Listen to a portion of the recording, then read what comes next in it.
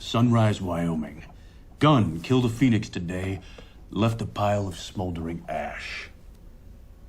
Really? Whose gun? Colts.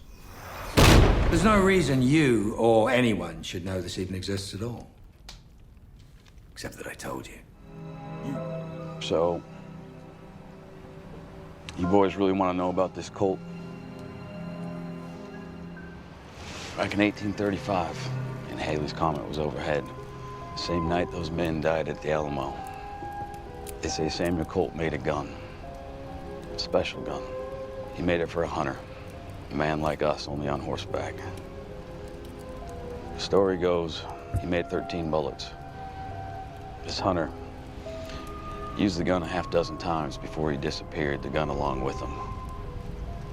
Till somehow Daniel got his hands on it. They say this gun can kill anything.